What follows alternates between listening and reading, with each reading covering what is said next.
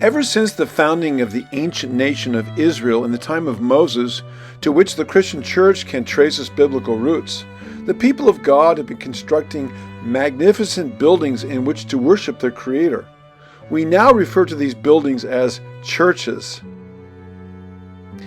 In the time of Moses, after the children of Israel left Egypt, God instructed the Israelites to build him a tabernacle, the tabernacle of Moses, so that he could dwell among his people. A few hundred years later, then he instructed David and King Solomon to build a temple known as the Temple of Solomon. And then, a few hundred years before the birth of Jesus, God instructed the Jews to build another temple. This is the one that Jesus came to. And ever since then, Christians the world over have been building all types and sizes of churches in which to discover God, to learn about Him, and then to worship Him.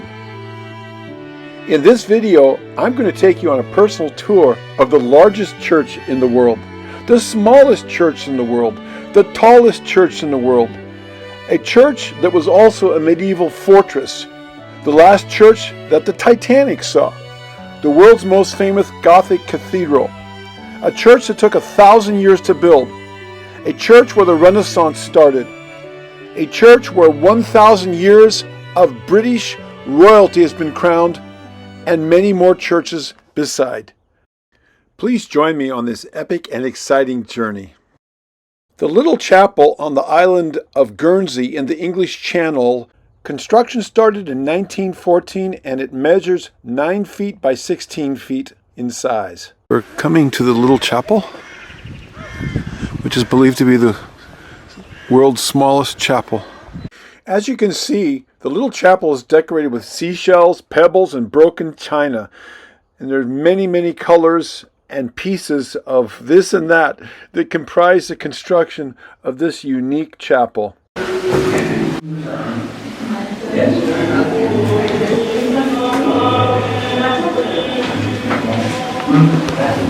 And not surprisingly, because of its uniqueness, the little chapel is one of Guernsey's top tourist attractions.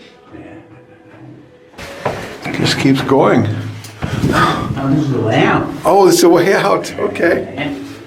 Yes. Oh, that way people can just pass right on through. Got a place, isn't it? Wow, amazing. Who would have thought? It was crazy. Somebody had quite a vision. It wasn't when he started, it was when he was finished. Yes. Yeah, come. Just stay there. Now this chapel has like 3 stories to it. Amazing. Here we are back out. Complete walk through the chapel. Here we are. You start in the top and you work your way down and come out the bottom. What a unique, interesting little place.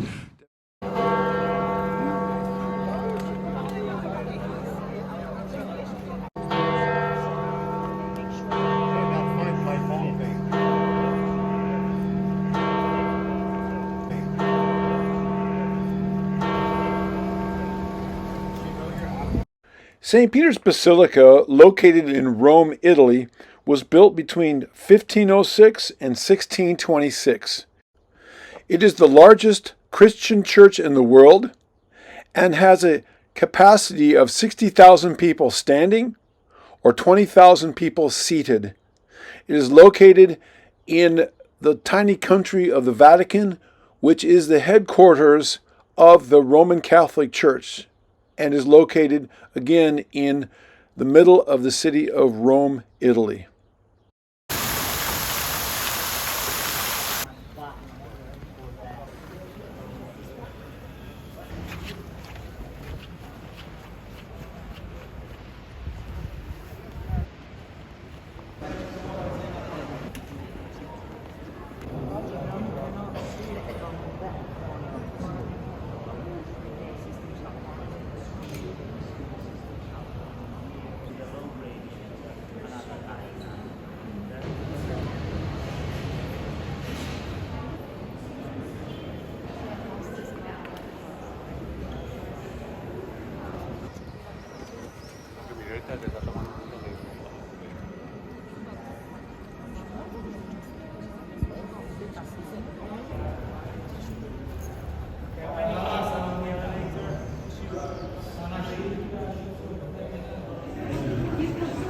climbing the dome into of St. Peter's Basilica. 500 and some odd steps. Up to there. You go up there.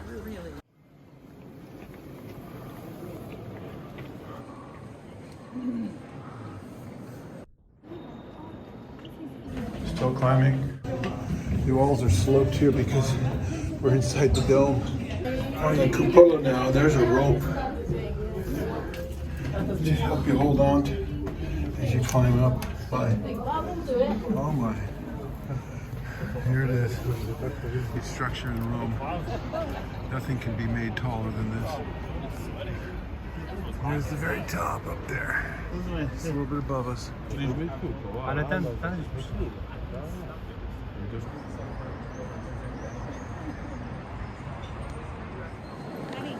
So we have just left the Sistine Chapel, toured a small part of the Vatican Museum, amazing, climbed the dome to the top of the St. Peter's, and now we've come in here inside to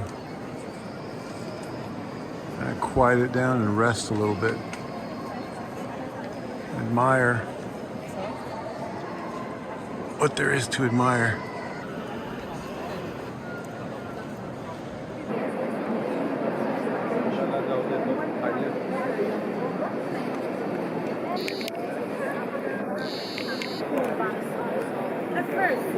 Now we're looking at what is presumed to be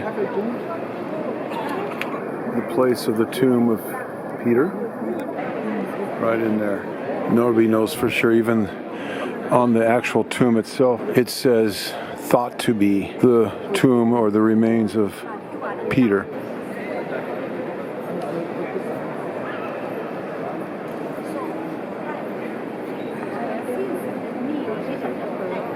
Every aspect, from the top to the bottom, is absolutely magnificent works of art.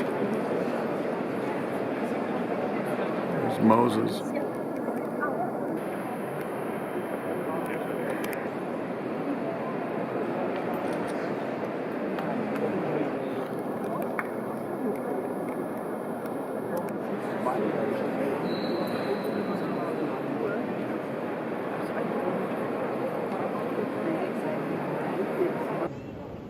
There's the dome that we were up in.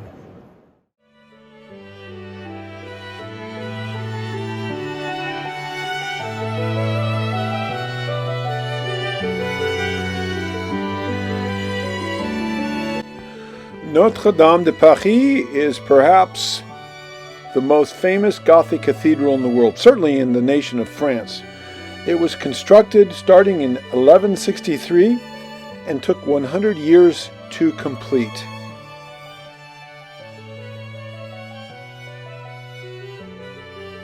Chester Cathedral, located in England just north of Wales and south of Liverpool, is one of my favorite cathedrals. It's not overly ornate, but it is still absolutely beautiful, full of a lot of history. If you are into architectural history, this is the place to visit because you will find architectural elements going back 1,000 years all the way up to the present time. So here's some of the original stonework from William the Conqueror, 1092. Above it we see the stonework when the rest of the cathedral was built in 1300s, 12 and 1300s. But here's the original stonework from 1092.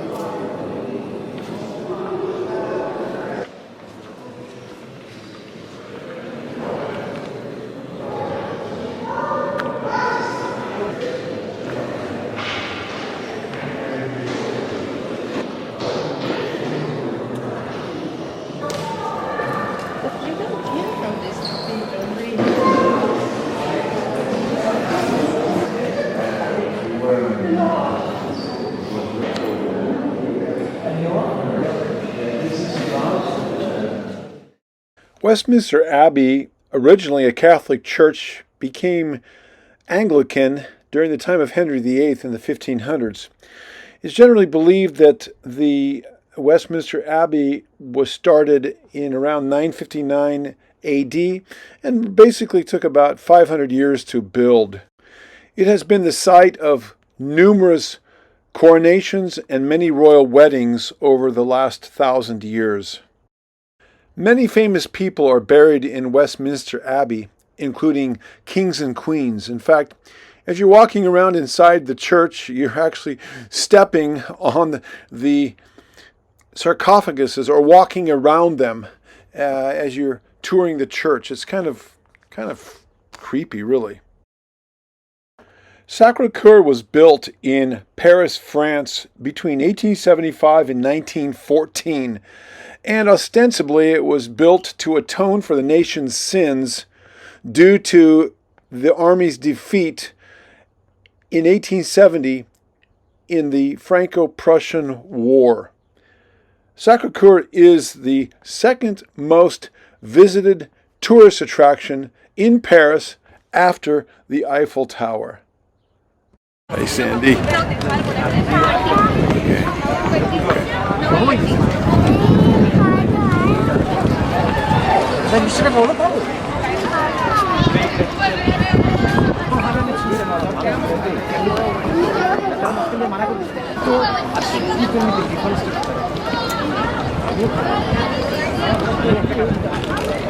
Yeah, you can. So here's city, Paris, looking at it from Montmartre, below Sacré-Cœur.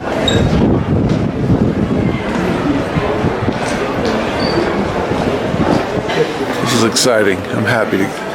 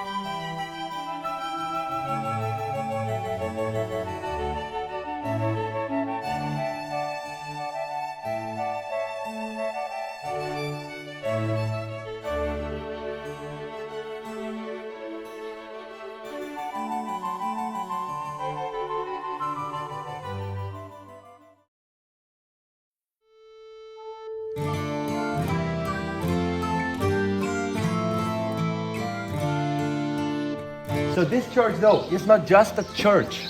It's the other edge of the walled city. From there up to here. Because if you look at the tower, yes? Down here, this window. You know what this window was used for? Arrows, yes? Yeah. Shooting arrows. You can shoot at the enemies whenever they come. This church, 1400. And when you think about that time period, you may think about Notre Dame in France, Barcelona Cathedral. And you look at this, so simple, right? Different style. This one is a church from a little town isolated. So here, technology didn't make it this far. That's why the style here is a mixture from Romanesque, meaning early Middle Ages, to Gothic, late Middle Ages. So it's one of the only churches that goes in transition from one to the other style. Now that is some block.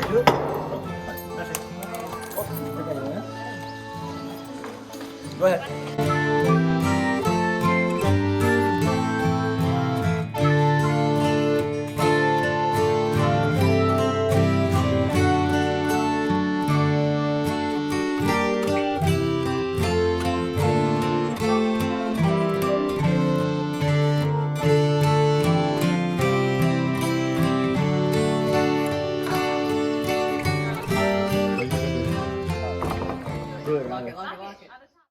La Sagrada Familia located in Barcelona, Spain, is the largest unfinished Catholic church in the world. Construction started in 1882 and was designed by Antoni Gaudí. This minor basilica is unique in that it is constructed in both the Gothic and the Art Nouveau styles. It is Spain's top tourist attraction, with 4.7 million visitors alone in 2023. My wife and I were among them. The project is funded totally by private donations and tourist admissions. Construction is going on all the time. You can see the cranes and the scaffolding. And when you step inside the building, you can actually hear jackhammers going and pounding and all kinds of construction noise echoing through the vast and cavernous chambers of the church's sanctuary. As you can see in these pictures, the sculptures are impressively detailed, one on top of another all around the building. But once you step inside the building, the simplicity is amazing. Unlike most cathedrals that are ornate with all kinds of stained glass and statuary and marble and gilding and metalwork of all kinds, this cathedral, this basilica, minor basilica, is, well, light is the star in this one. Light comes through in many, many different ways, as you can see, and dances and plays on the various pillars and roof and the cavities and the forms and shapes of the interior of the building, with a rainbow, literally a collage of colors of light dancing around. It's impressive in a very, very unique way, unlike just about every other cathedral that I have visited.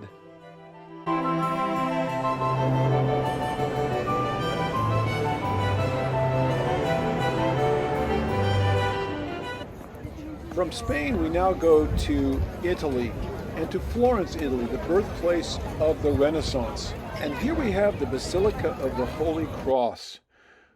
It was started in 1294 and construction was finished in 1442. Now the church itself was pretty plain. Inside was much more elaborate, as you can see, very beautiful. But the marble facade was added in the 1850s to give it the beautiful appearance that it now has on its exterior. And as you can see, inside this basilica, many famous Italians were laid to rest or have monuments that have been constructed in their honor. And now we come to one of the most famous cathedrals in the world. This one is also located in Florence, Italy, and is the Duomo, or Cathedral of Florence, which was built between 1296 and 1436.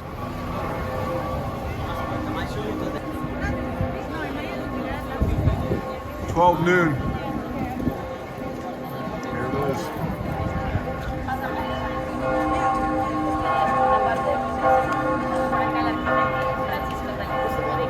How cool is that to be walking into the front of the Duomo at 12 noon exactly, as the bells are tolling. This is the baptistry from the 1100s, and the word Duomo doesn't refer to the dome, but it means a house, and every church, every city has a house or a Duomo. Bell Tower's Gothic style from the, I think the 13th century. The baptistry is in the Romanesque style. The church was started building about 1290. It took 150 years to build. Though the church is from around the 13 to 1400, the facade was built in the 1800s.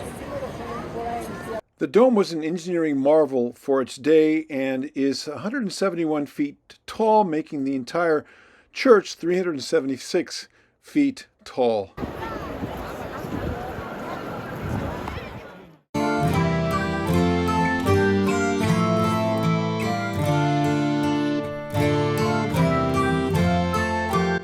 came in, kicked the Muslims out in I think about the 12th century, and then built churches.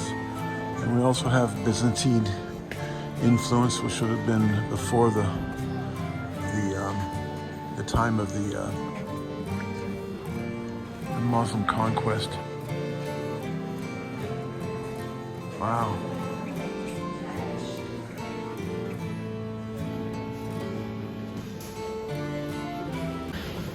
This church was originally started in the 12th century by the Normans, and we see a Norman King Roger, and this is gilded mosaic. Byzantine artisans came over from the Constantinople area and Byzantium, and craftsmen, and they overlaid this in pure gold. And then we see here inlaid marble, which is very unique to Sicily. So the church was started in the 12th century, but then it continued to be built over the next several hundred years into the Baroque era. Well, there's several different styles going on here, and these columns are Roman columns from almost 2,000 years ago, and they were taken from other buildings and incorporated into this building. That's why they're all different. These are Roman columns from ancient Roman buildings that were brought in here.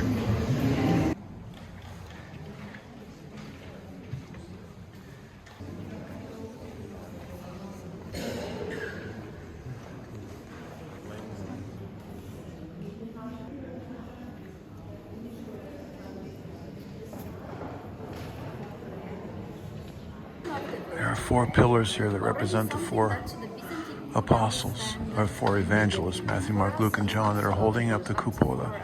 And around the top is are the prophets, biblical prophets. And then with the very top, the four archangels. And you see they're making this hand symbol, which represents, the four fingers represent humanity and the earth, and number 4. And then the thumb represents God. And so it's heaven touching earth. And in the middle is Yeshua, Jesus, the God-man. That's what this hand symbol represents. More gilded gold from the Byzantine era. The gold mosaic, each individual tile overlaid with pure gold. And we find more mosaic and inlaid marble. A lot of that in this church. Even on the floor. This is another church located in Palermo, Sicily, the island in the Mediterranean that is just off the tip of the boot of Italy. And to be honest with you, I don't even remember the name of this church, but we can still enjoy its beauty nonetheless.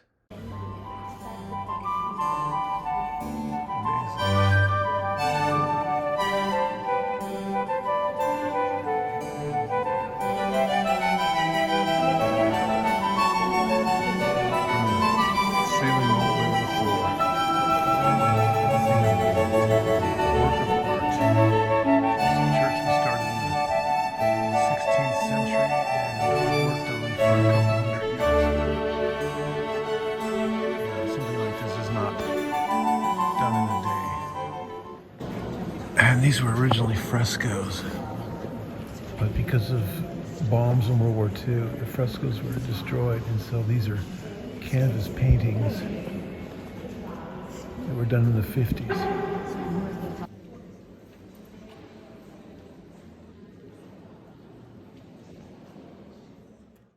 The Pisa Cathedral, that is located just west of Florence, Italy, is not as well known as the Leaning Tower that sits behind it.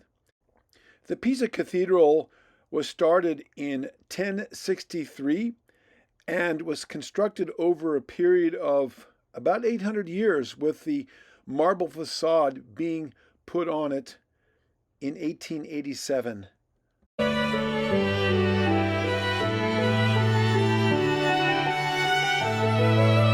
And it almost goes without saying that the world-famous Leaning Tower of Pisa is the main attraction, the star of the show here.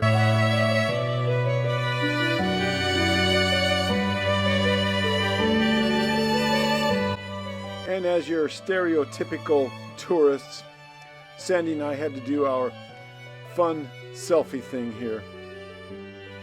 And because the tower was built on soft ground without a suitable, deeper foundation, it almost immediately began to tilt to one side after its construction. And over the years, and more recently, many efforts have been made to keep the tower from falling over.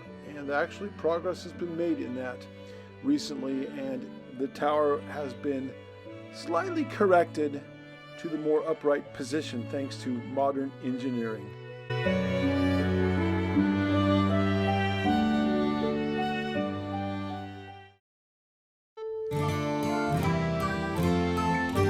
Christians took this area. They held it for like just a short period of time during the Eighth Crusade, where the Christians captured this city from the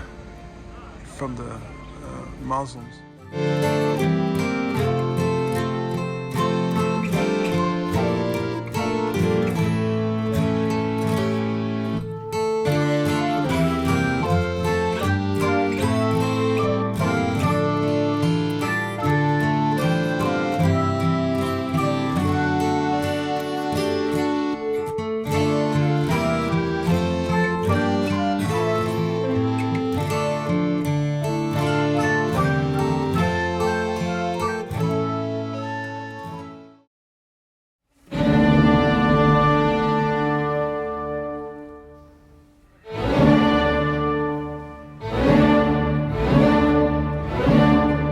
I don't know if it's a cathedral, but it's a big Catholic church which was built over a period of 50 years, starting in about the 1880s and finished in the early 1900s. We went inside that church. It's a beautiful church.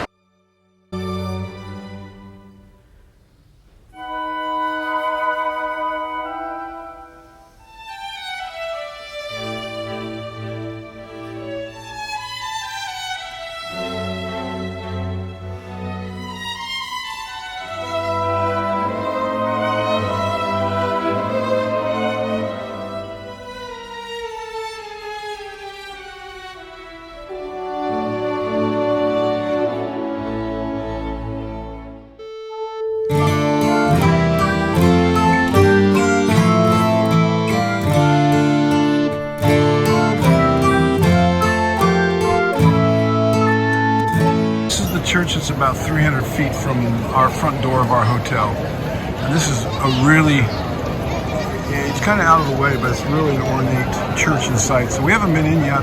We're going to be about to go in.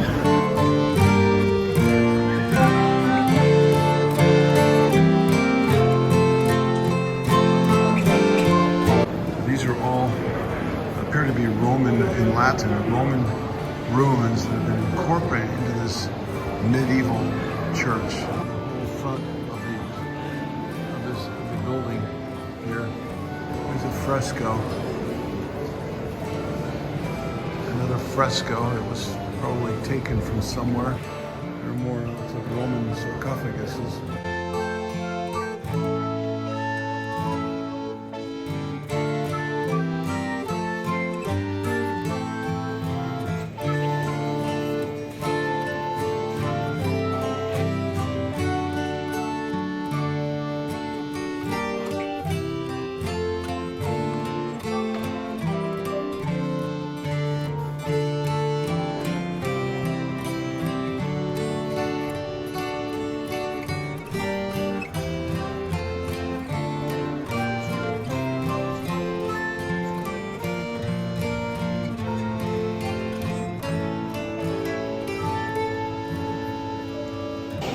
These columns are apparently Roman columns that were incorporated into this church. almost 3 feet in diameter. They're huge.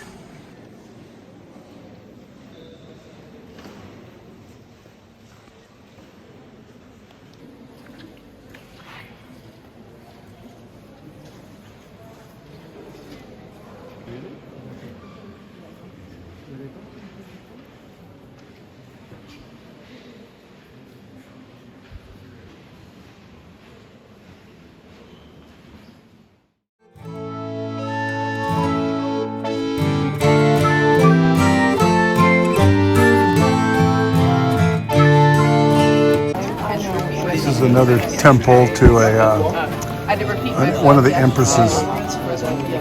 So this temple, this is where St. Lawrence was murdered by the Romans, and then later on they built a temple or a church in this temple to dedicate it to St. Lawrence. He was killed. He was basically burned alive. Those lines in the columns represent, or is where the later on Christians tried to pull the columns down with cables, and they failed.